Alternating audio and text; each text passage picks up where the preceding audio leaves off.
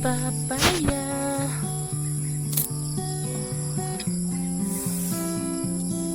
Tulo ka buok. Hala, hinog naman kayo ning usa. Oh my God. Wait lang guys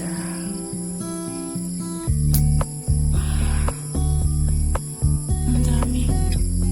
Wala, mayroon pa talaga. Hindi ko ma-embrace.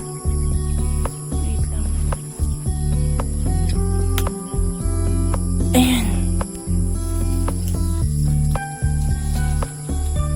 4 na piraso.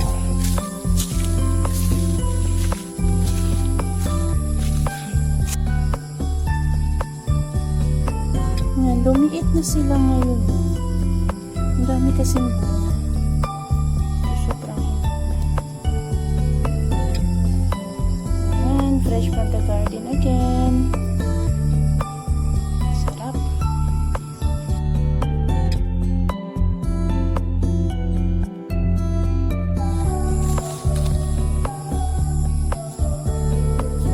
Bagong bulaklak yung favorite ko na orchids guys. Gusto ko siya kasi hindi siya masyadong nangangailangan ng aruga. Dili budlay at imanong. Tapos meron akong isang ipapakita na orchids din. Ano na daw to 10 years bago na mulaklak. Kasi sabi ni Mama, lagi daw nahuhulog yung bulaklak niya. Ito, ay hindi pala ito. Parang ganito siya. Ito siya. Ganda guys, no? Sana ano pa siya.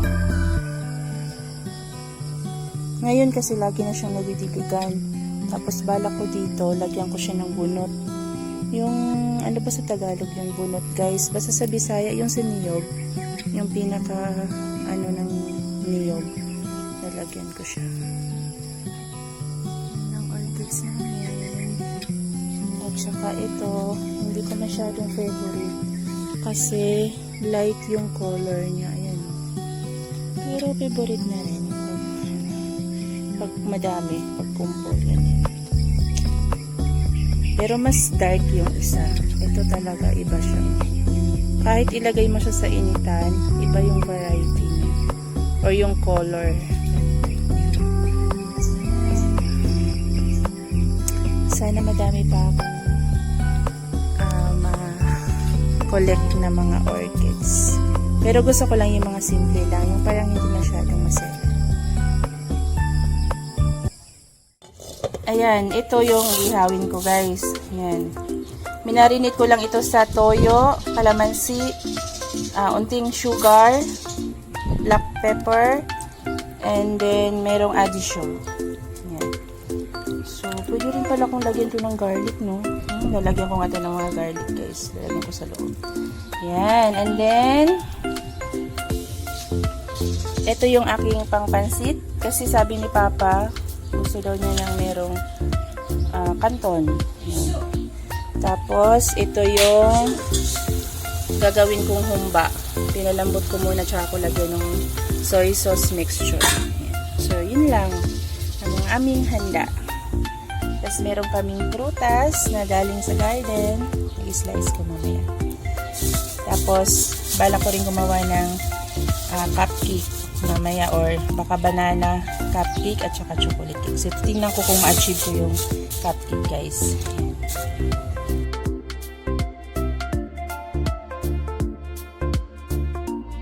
Ayan, luto na.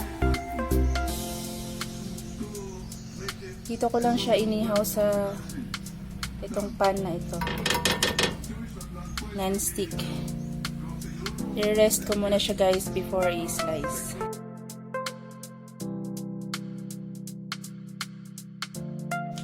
Yun. Lumabas na yung katas niya. I-slice ko na to. Yummers. And i-ready ko pala tong aking calamansi juice. Kasi nakakatakot. Yan o.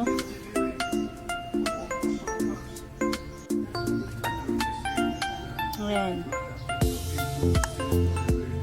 So, lutong-luto siya guys. Ayan.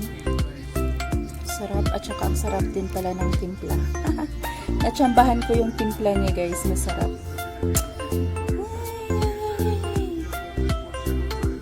Kain na na.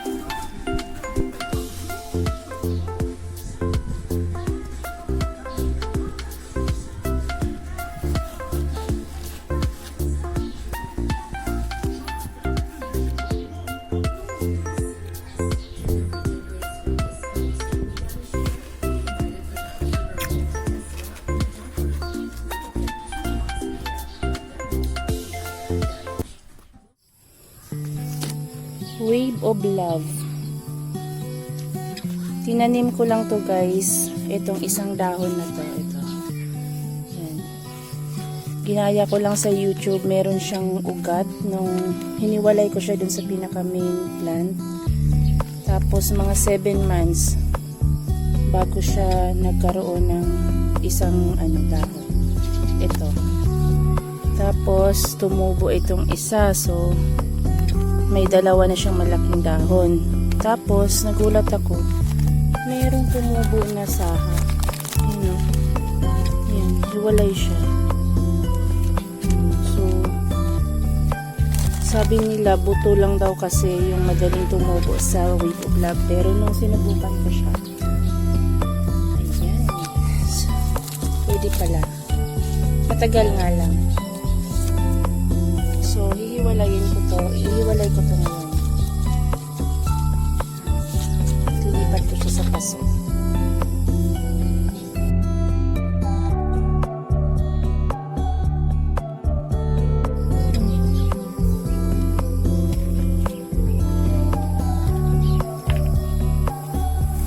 Sobrang dami na yun.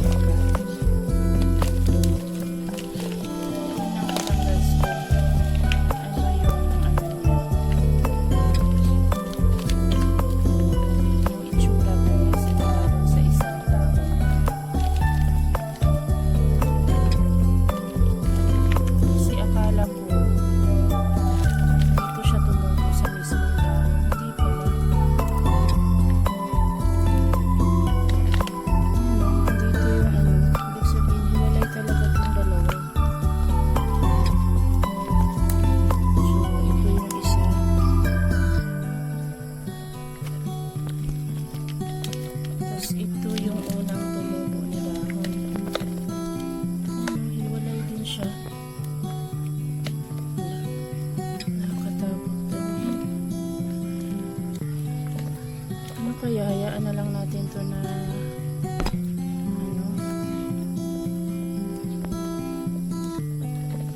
sisipakin ko nga eh.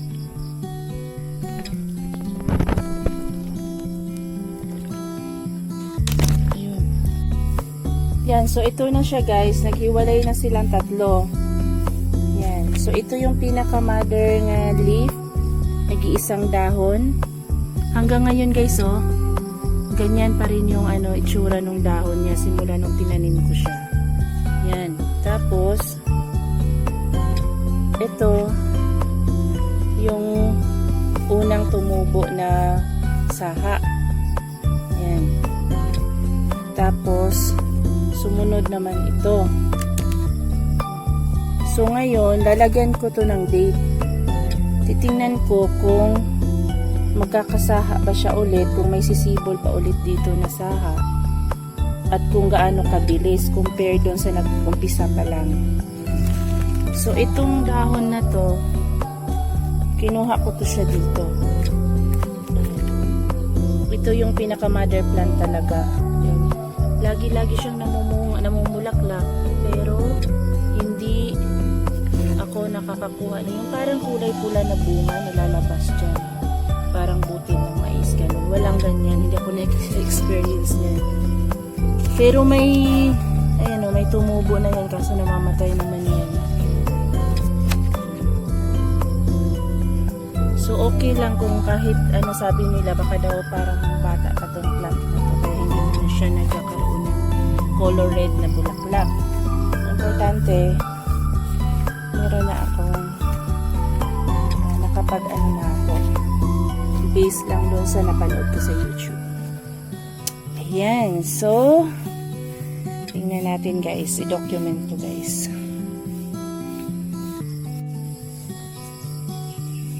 Yan, ito yung arrangement na ginawa ko ngayon. Wala pang lupa yung iba kasi inayos ko lang muna yung mga paso. Tinitingnan ko kung ano yung maging itsura. Yan. Bukas ko na yan lalagyan guys kasi hapon na. Sinipag kasi ako ngayon eh.